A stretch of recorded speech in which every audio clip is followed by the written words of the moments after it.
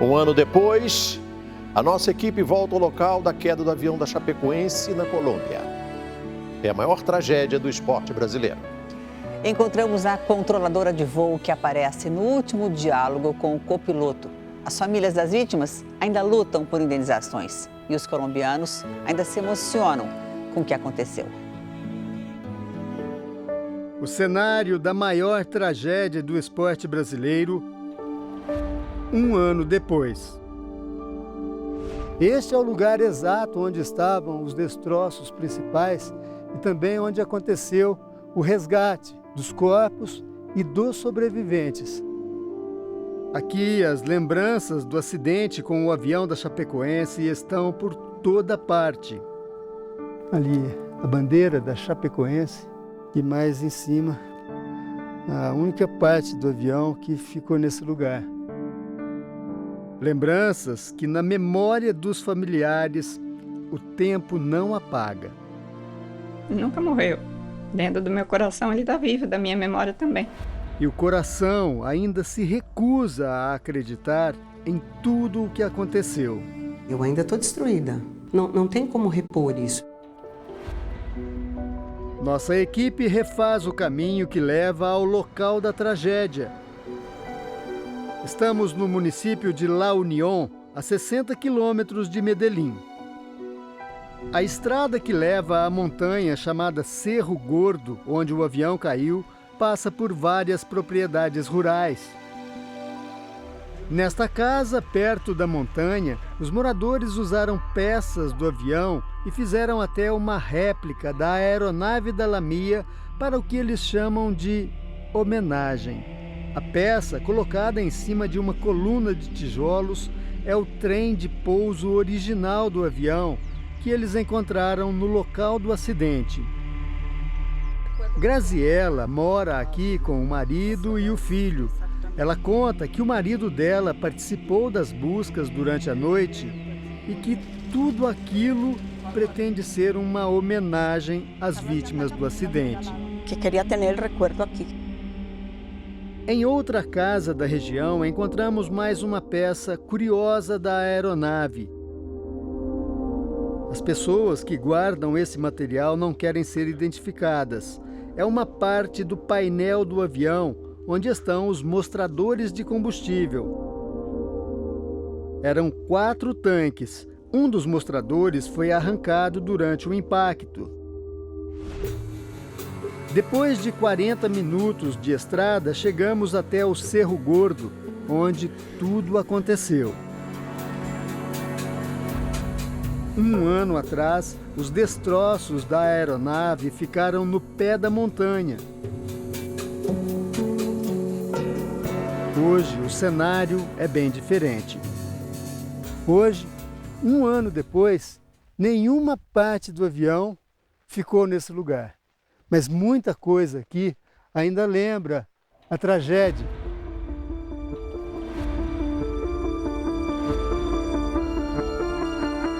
O rastro deixado pelo avião quando deslizou pela montanha ainda é bem visível na encosta do morro. As vítimas são lembradas pelas muitas cruzes enfeitadas com pequenas flores, cruzes improvisadas nos mourões da cerca que protege a montanha. Um lugar bastante familiar para Arquimedes Mejia, comandante do Corpo de Bombeiros de La Unión. Foi ele que comandou o trabalho de buscas e resgate na madrugada fria e chuvosa de 29 de novembro do ano passado. Por favor, necessitamos ajuda! As imagens e situações ainda estão muito vivas na memória de Arquimedes. Esto é muito duro venir aqui. Ele diz: "Não gosto de voltar ao local porque é muito triste. Foi uma noite muito dura." Muito dura. Ao todo, 71 pessoas morreram no acidente. 6 pessoas sobreviveram à queda do avião. 2 tripulantes bolivianos, o técnico de voo Erwin Tumiri e a comissária de bordo Ximena Soares.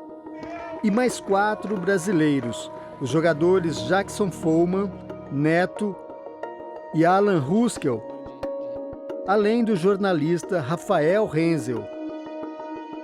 Quase todos os sobreviventes estavam nas últimas poltronas do avião, na parte traseira, que se chocou com o topo da montanha Cerro Gordo, que fica a 2.600 metros de altitude. Este caminho, pelo mato, é o lugar que dá acesso ao ponto onde aconteceu o primeiro impacto do avião. O comandante Arquimedes está nos levando até lá agora. É um lugar de difícil acesso ainda.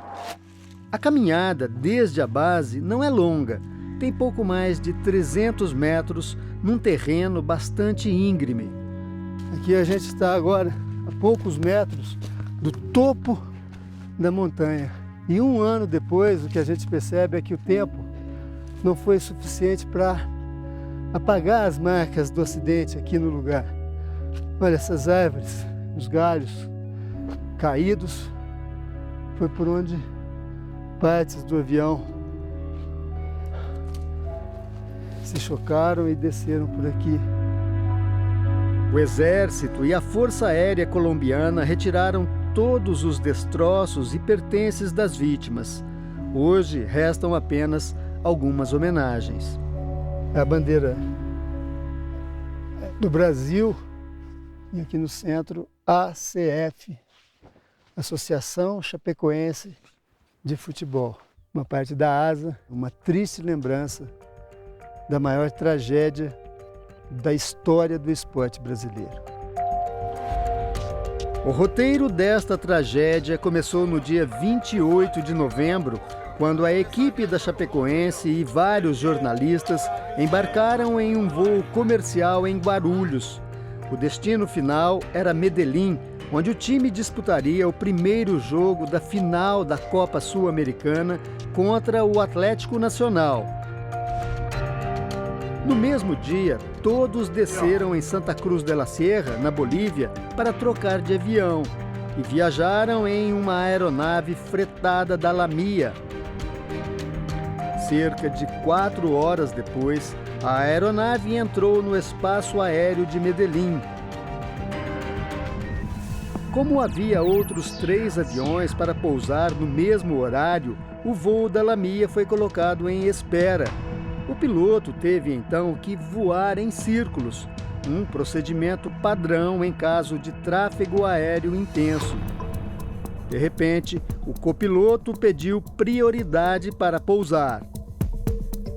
O pedido foi feito para esta mulher, Yanete Molina, a controladora que da torre do aeroporto em Medellín acompanhava o voo da Lamia. Yanete nos acompanhou até o local da tragédia e conta que no momento em que o piloto pediu prioridade para o pouso, notou que havia algo errado. Ela diz que quando começou a abrir caminho e colocar o piloto na rota, percebeu que ele estava omitindo informações. A controladora percebeu isso pela altitude do avião, muito abaixo do que deveria estar numa zona montanhosa como aquela. Ela conta que mais ou menos 2 minutos antes do impacto, o copiloto disse o que realmente se passava, que estava em emergência, em pane total e sem combustível. Com emergência de combustível, senhorita, por isso lhe pido de uma vez curso final. E solicito descenso imediato, Lima Índia 2933. Já era tarde demais. Sem combustível, o avião tem pane elétrica total. A conversa entre Yanete e o copiloto tem momentos de tensão e desespero. Senhorita, Lima Índia 2933 está em falha total, elétrica total y combustible. La señal radar se perdió, no lo tengo, notifique rumbo ahora. Rumbo 360. No lo tengo con la altitud, Lima India. 9.000 pies, señorita. Vectores. Está a 8.2 millas de la pista. Esse foi o último contato da tripulação com a torre de controle. O avião caiu na montanha Cerro Gordo, a apenas 38 quilômetros do aeroporto. No local da tragédia, a controladora fica parada, pensativa, durante vários minutos, em frente à maior cruz colocada no local e feita pelos familiares de Ovar Fernando Goitia Vargas, o copiloto do avião, a última pessoa que falou com Ianete Molina. Um ano depois, ela desabafa. Diz que não entende por que a tripulação ficou calada. Não consegue decifrar o que se passou a bordo dessa aeronave. Não entendia e não entendo por que se quedou callado. Não entendo. Durante as investigações sobre o acidente, Ianete Molina foi afastada do cargo. Ela conta que muita gente chegou a culpá-la pelo desastre. Mas no último mês de agosto, os peritos concluíram que Ianete cumpriu com todos os procedimentos estabelecidos e que as instruções dela foram corretas. Em dezembro do ano passado, a Aeronáutica Civil da Colômbia, responsável pelas investigações, divulgou o primeiro relatório. A conclusão é que o avião caiu por um fator humano. As normas internacionais estabelecem que qualquer avião precisa ter combustível suficiente para voar 1h30 a mais além do destino pré-estabelecido. Segundo os investigadores, a aeronave da Lamia saiu de Santa Cruz, na Bolívia, com o combustível no limite, ou seja, o tanque estava cheio, mas não tinha uma quantidade reserva.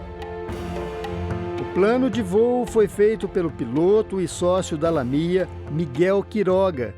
O documento mostra que o tempo marcado para chegar a Medellín era muito apertado para esse tipo de avião. O piloto previu uma viagem de 4 horas e 22 minutos, duração igual à autonomia da aeronave anotada no plano, 4 horas e 22 minutos. A tragédia comoveu muitos colombianos.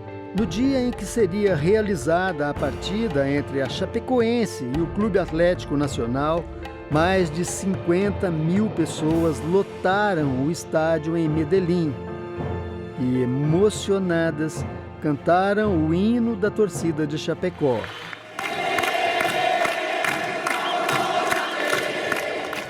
Uma emoção que permanece viva. Nesta Universidade de Medellín, uma exposição permanente mostra fotos de algumas vítimas e objetos que foram resgatados no local do acidente. Essa exposição, na verdade, faz parte de um projeto maior, chamado 1 milhão de crianças colombianas com a Chapecoense. O símbolo dessa campanha é esse aqui, olha, ACF, Associação Chapecoense de Futebol. Aqui essas letras ganharam um novo significado: amor, compreensão e fraternidade. A campanha foi criada por Juan Carlos Vallejo, que é professor na Universidade de Medellín. Os objetos mostrados na exposição foram recolhidos pelo inventário do acidente e doados ao projeto. A exposição itinerante percorre escolas e universidades em Medellín e os alunos contribuem com pequenas quantias. O dinheiro arrecadado vai ser usado na construção de um memorial em homenagem às vítimas no local do acidente. Além disso, um projeto de lei pretende mudar o nome da montanha onde o avião caiu, de Cerro Gordo para Cerro Chapecoense. O professor explica que todos querem que a tragédia se transforme em esperança. E que se convierta em um sítio de esperança. Esperança era o principal sentimento que movia Luiz Fernando Rodrigues na noite do acidente. Médico do único hospital da cidade, o Dr. Rodrigues liderou a equipe que atendeu o jornalista Rafael Renzel e os jogadores Alan Ruskel e Hélio Neto. Ele conta que Ruskel e Rafael Renzel chegaram conscientes ao hospital, mas que o estado do zagueiro Neto era crítico. Tão grave que mesmo um médico como ele, acostumado a acreditar apenas no poder da medicina, não consegue entender. Como dizemos agora, há fortalezas individuais. Ele afirma que há coisas que não se podem explicar e que só podem ser atribuídas a uma força maior. Milagros. Um ano depois do que o médico chama de milagre, Hélio Hermito Zampier Neto, o zagueiro Neto, de 32 anos, já treina com os colegas de time e planeja voltar ao futebol profissional em 2018. Ele lançou um livro contando todo o processo de reabilitação. Os outros sobreviventes, aos poucos, também retomam a vida normal. Alan Ruskel, de 28 anos, já voltou aos treinos e aos jogos. A reestreia dele foi em agosto deste ano. Acho que chegou a hora de recomeçar, chegou a hora de viver de novo, né? O goleiro Jackson Follman, de 25 anos, se casou no mês passado. Depois do acidente, Follman teve uma perna amputada e passou a usar uma prótese. Ele emocionou os amigos e a família ao entrar na cerimônia caminhando. Neto e Alan Ruskel foram padrinhos de casamento. O jornalista Rafael Renzel voltou ao trabalho como narrador de futebol e também lançou um livro sobre a tragédia. Enquanto os sobreviventes tentam retomar a vida, aqueles que perderam parentes e amigos no acidente ainda buscam consolo, amparo e reparação. Fabienne Belli é mulher de Luiz César Cunha, o Cezinha, fisiologista da Chapecoense e uma das 71 vítimas fatais da tragédia. Ela diz que durante todo esse ano pós-acidente, a maioria das famílias não teve nenhum tipo de assistência social ou psicológica.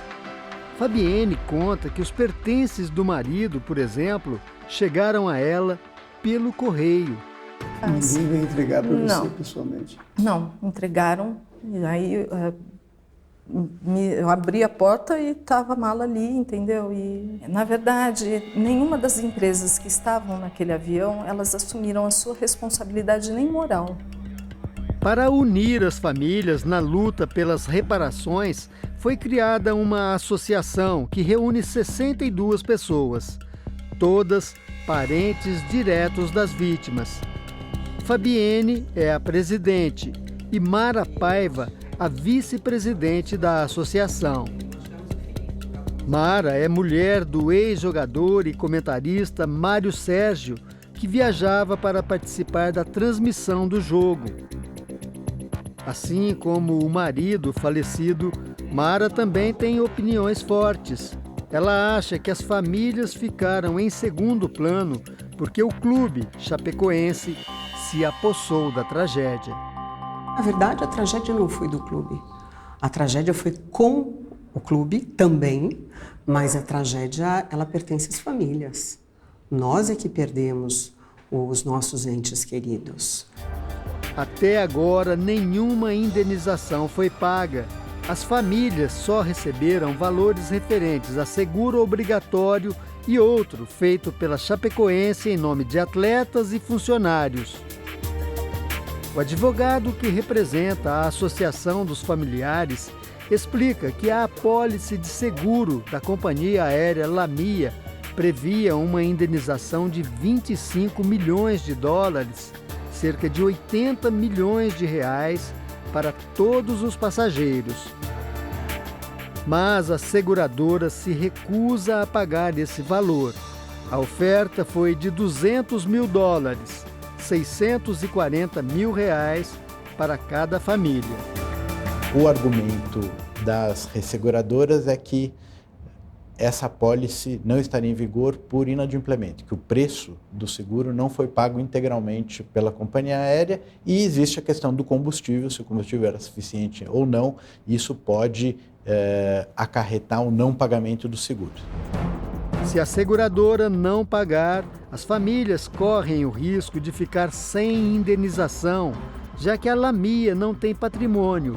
Um dos donos, o piloto Miguel Quiroga, morreu no acidente e o sócio dele, Marco Antônio Rocha, está foragido. Mas esta semana, o Ministério Público de Santa Catarina descobriu indícios de que o voo teria sido negociado também com empresários da Venezuela, que, neste caso, seriam corresponsáveis pelas indenizações, o que traz para as famílias alguma esperança de reparação. As informações com as quais a gente trabalhava até agora é de que os proprietários eram bolivianos e que estavam presos e que não têm patrimônio pessoal ou empresarial para fazer frente a indenizações.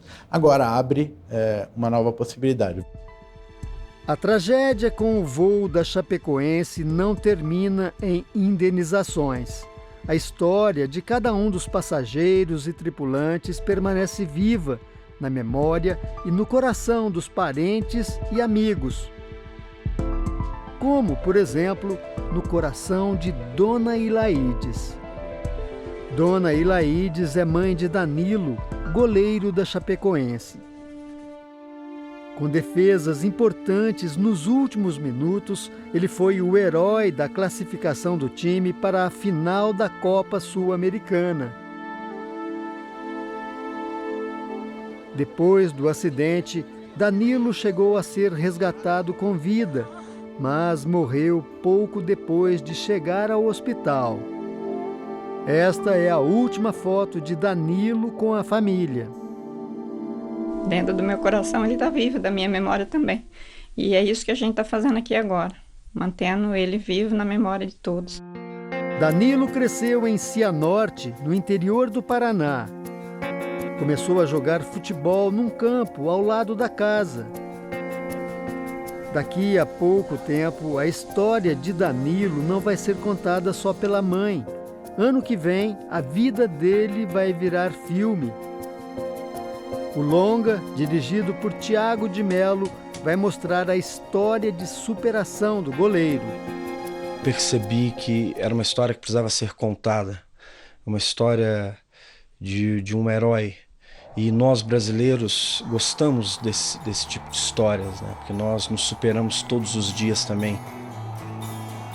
Cada vez que alguém vê uma defesa, vai ver ele vivo lá fazendo aquela defesa. Cada vez que alguém vê uma coisa disso aqui, vai ver esse sorriso dele vivo ali. Em Cianorte, no interior do Paraná, em Chapecó ou em La Unión, no interior da Colômbia, os sentimentos se misturam. Tristeza, angústia, dúvidas, esperança e saudade. Um ano depois, a história da maior tragédia do esporte brasileiro ainda não terminou.